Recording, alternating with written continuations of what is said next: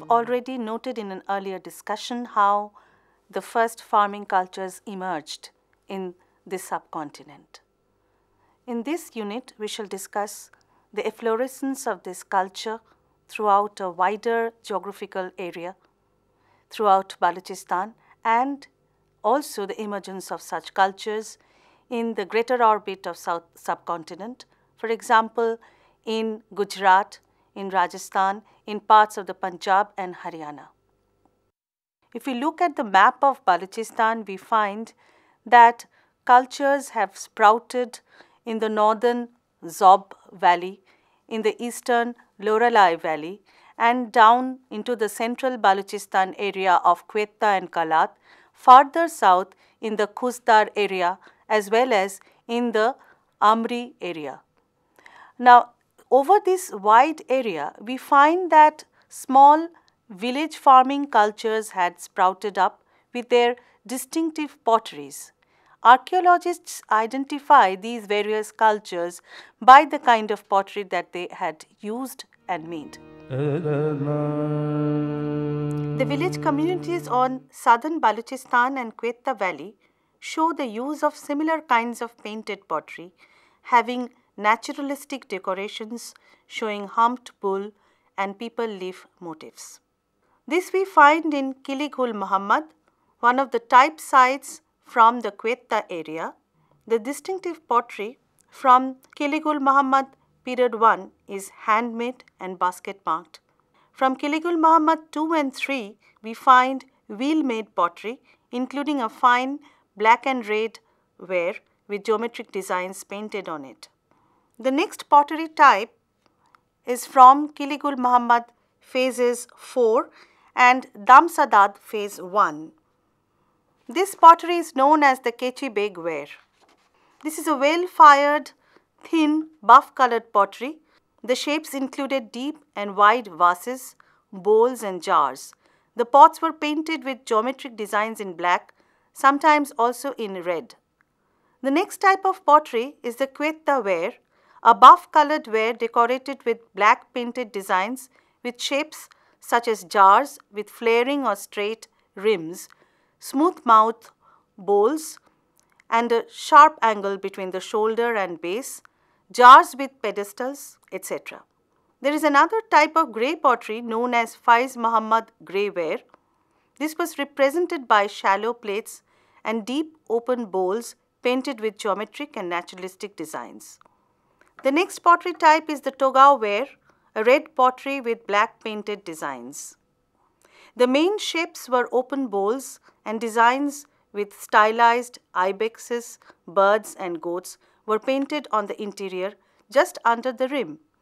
The Null culture, which is in Khuzdar Valley, has yielded its distinctive pottery, which is a polychrome and includes a variety of shapes, many with disc vases and narrow-mouthed pots, carinated pots with narrow mouth, almost straight-walled jars, open bowls, carinated bowls with an inward turning upper body, and canisters with a flat bottom and a round, straight-edged mouth. Geometric and naturalistic designs were painted onto the pots in blue, red, and or yellow. The typical pottery from Hakra ware sites is both handmade and wheel-made. The small vases are coated with mud mixed with pieces of pottery applied to the outer surface.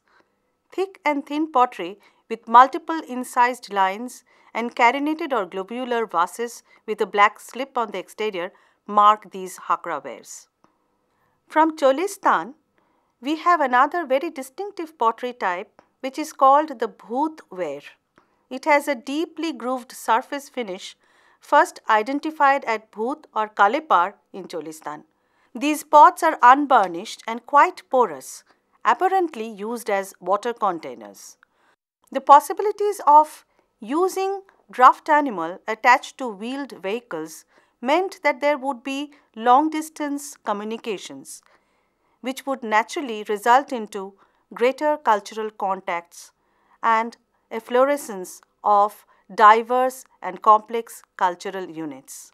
In Baluchistan, the major village sites which belong to this phase are Damsadad, as I have mentioned, Kiligul Muhammad, Kalat in Quetta region, Surjangal, Rana Gundai, Nal, Amri, and others. As to the cultivation techniques, it is possible that the first farmers at Mehergarh had practiced the use of rainwater in winter. When we come to the sites of 4500 to 3500 BC, we find that they practiced two types of water management. One, they would follow what the Mehergarh farmers did.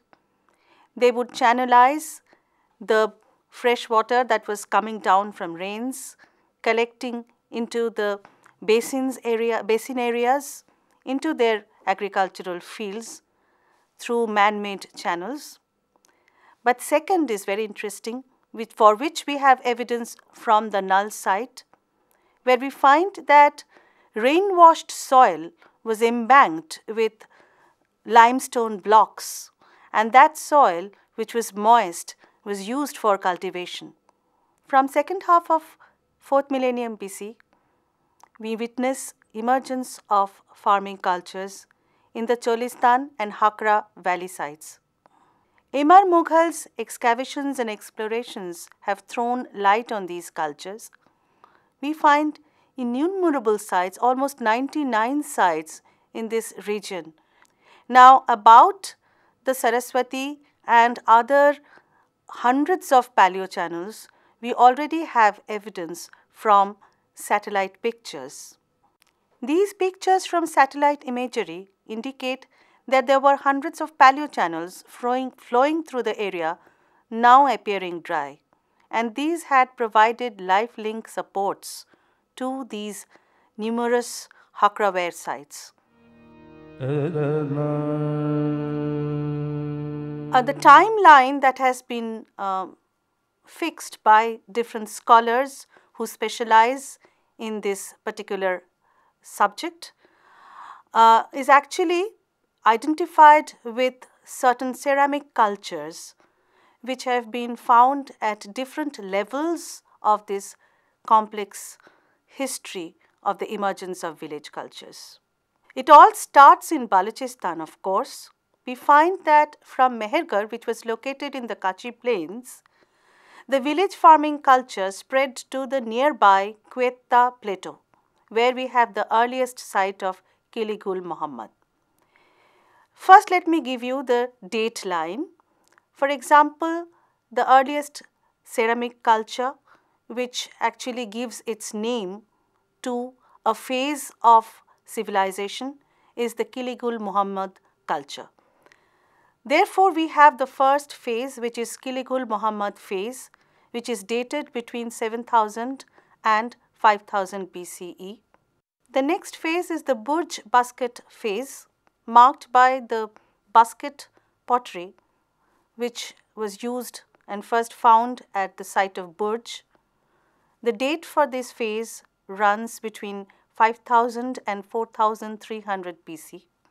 Following this, we have the rise of regional cultures in different parts of Baluchistan, and for this we have the first phase, the Togau-ware phase, which runs between 4300 and 3800 BCE, followed by the Kechi-Beg phase, which runs between 3800 BCE and 3200 BCE.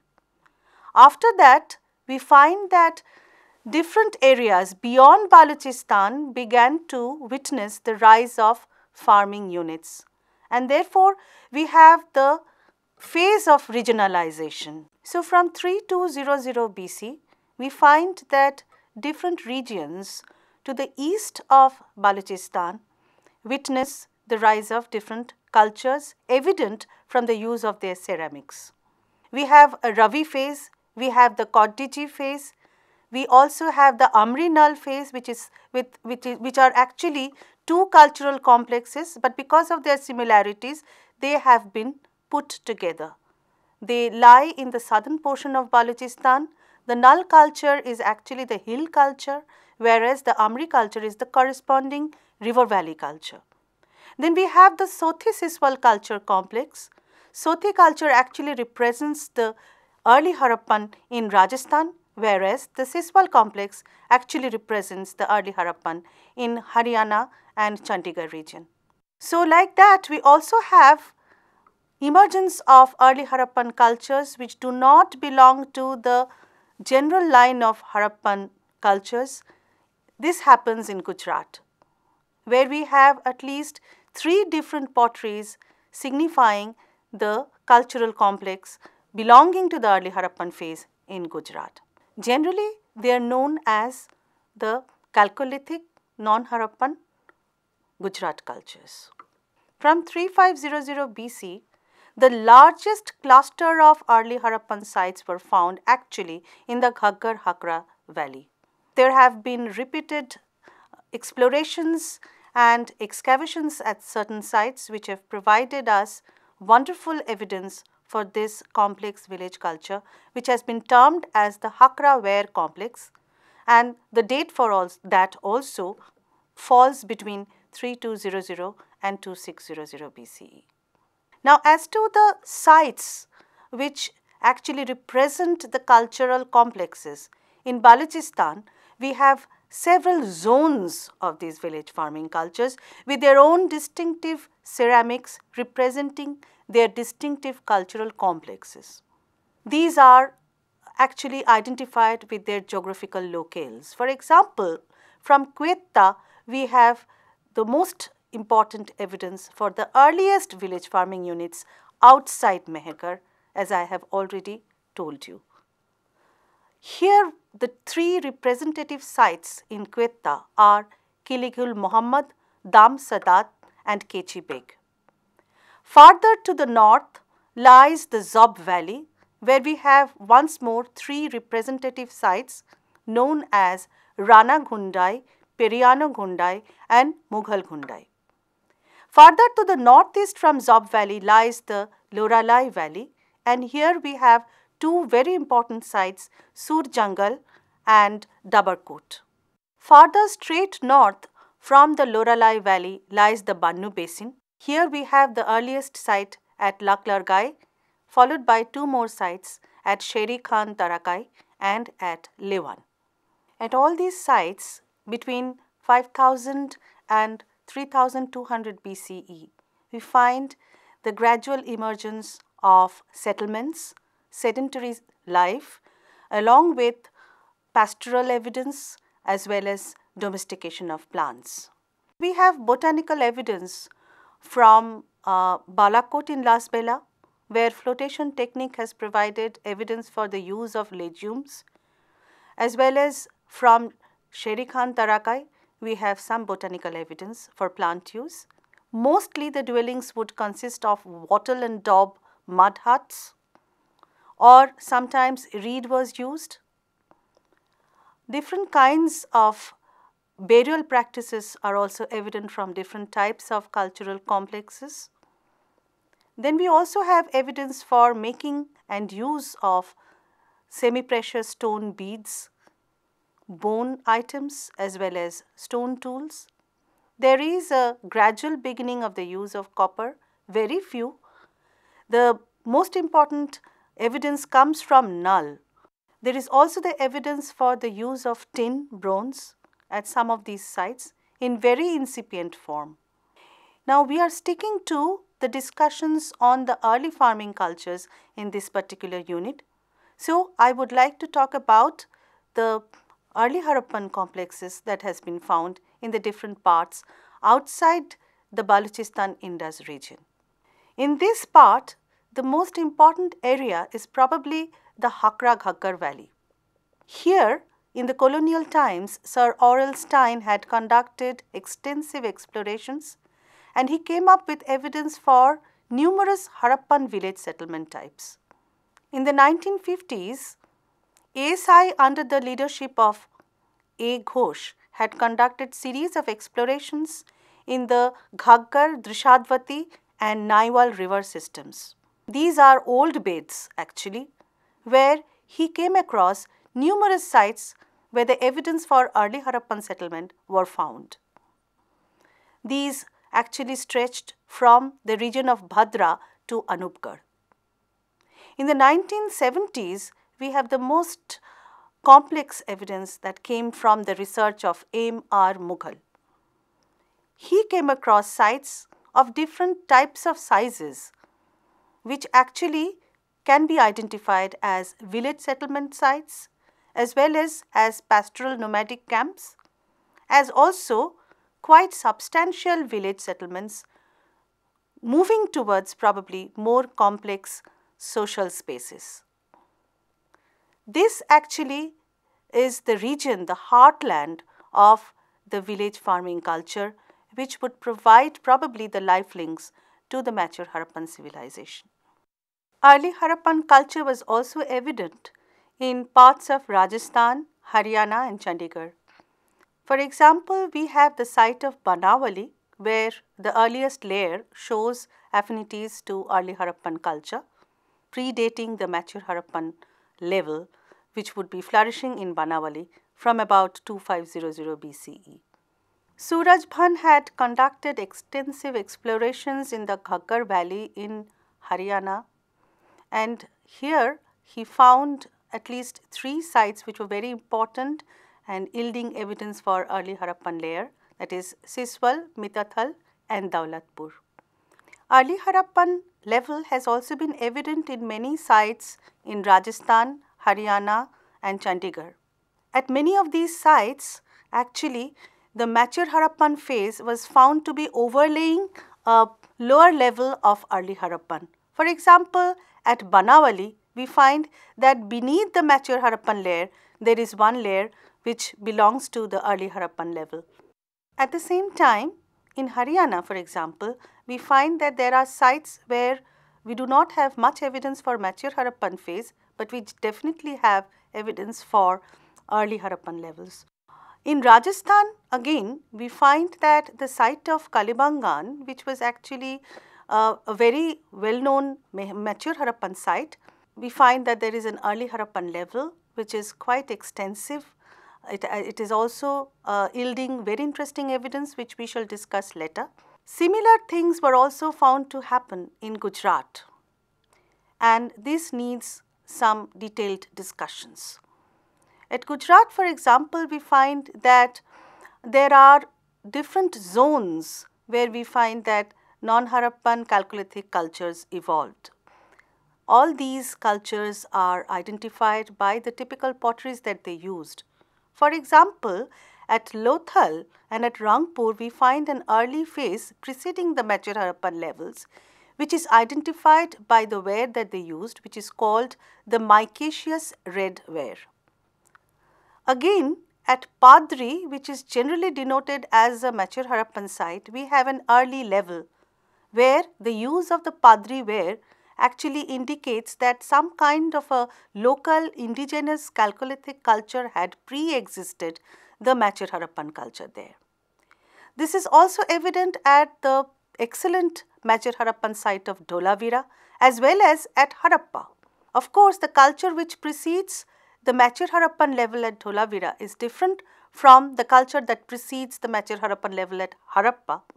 They are two different cultures, but the presence of these early Harappan traits show that indigenous Chalcolithic cultures were already there, on the top of which some sort of uniformity was achieved at the cultural level, leading towards what was to develop as the mature Harappan culture.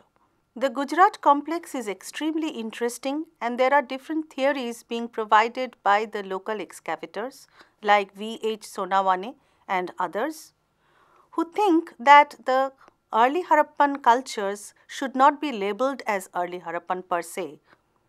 They are local indigenous Chalcolithic cultures which do not have any affinity with the Harappans as such, but they had a direct contributive role to the emergence of the Harappan culture in these regions.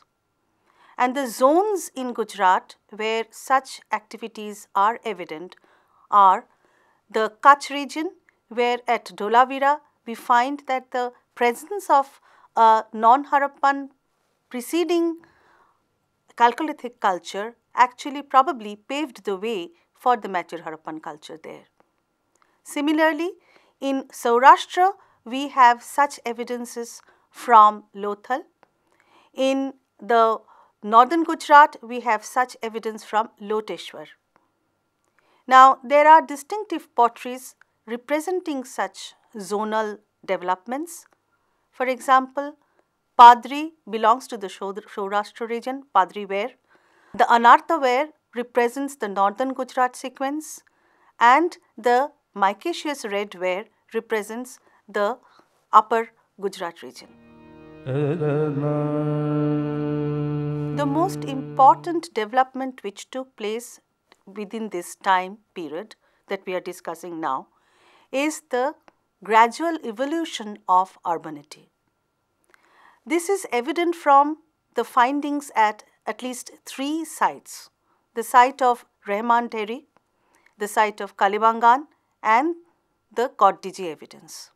Now, at Rahman Dheri, we find that around 3300 BCE, there was the development of some kind of a walled settlement. The site is found elevated about 4.5 meters above the surrounding field, and the entire extension of the site goes to about 2 hectares.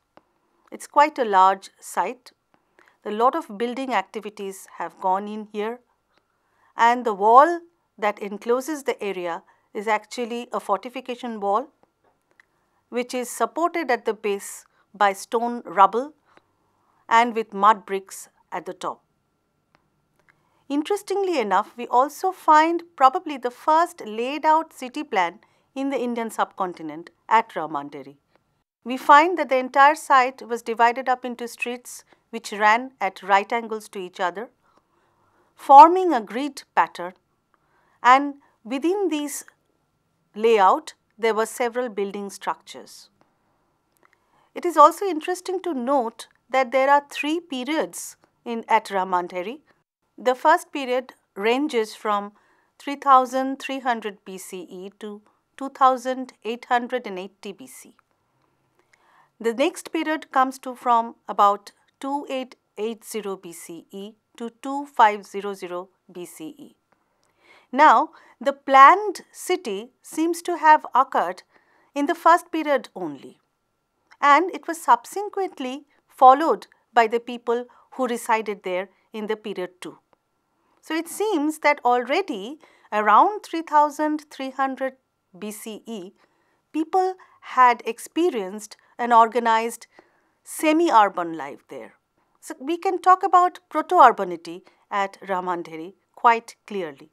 Now, following this evidence, we have the evidence from Koddiji.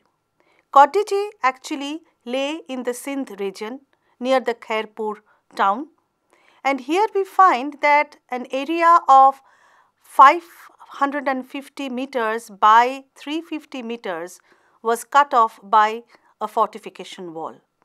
The settlement lay both inside this citadel wall as well as outside this citadel wall. It seems that there was the tradition of acropolis, which was also evident later on in the mature Harappan phase. Now, buildings inside and out both revealed mud brick structures, and the bricks are interesting because we start having mud brick structures from this time onwards.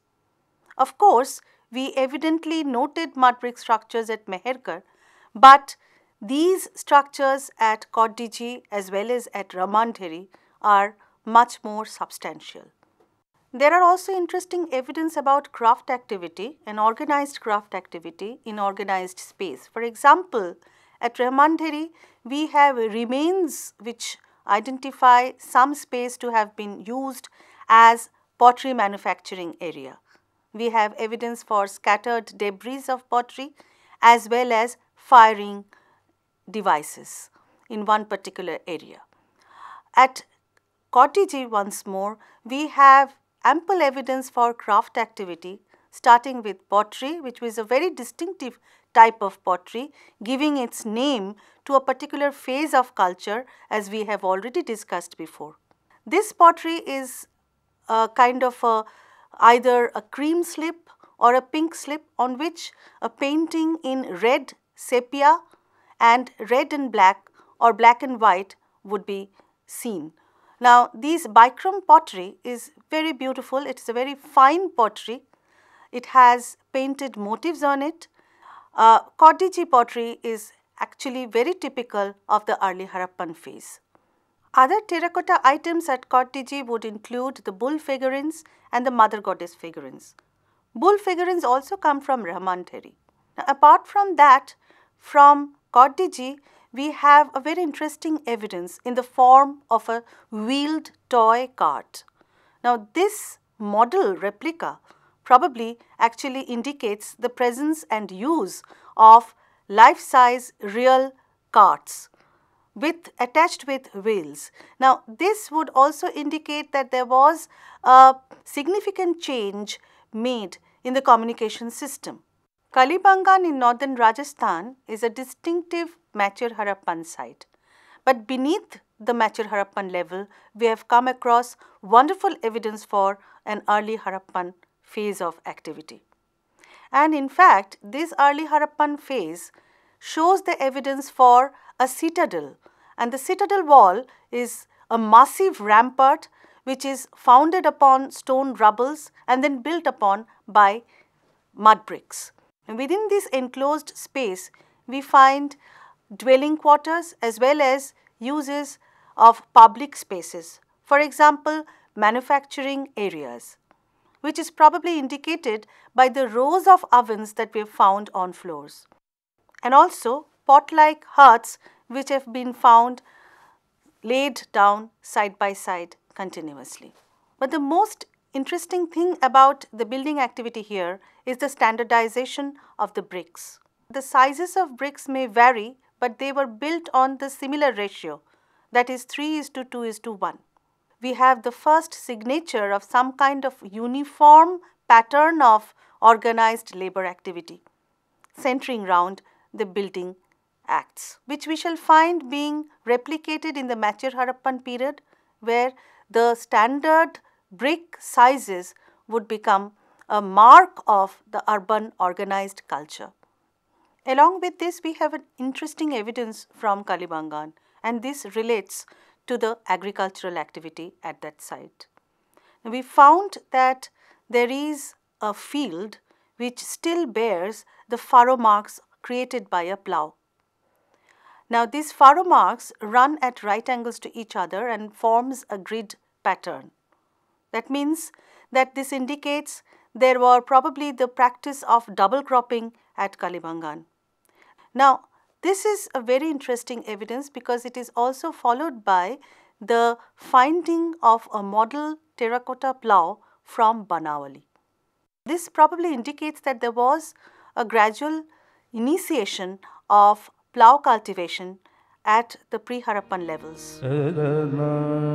All these evidence go to show that the foundations of the mature Harappan urbanity was already laid down in the early Harappan period.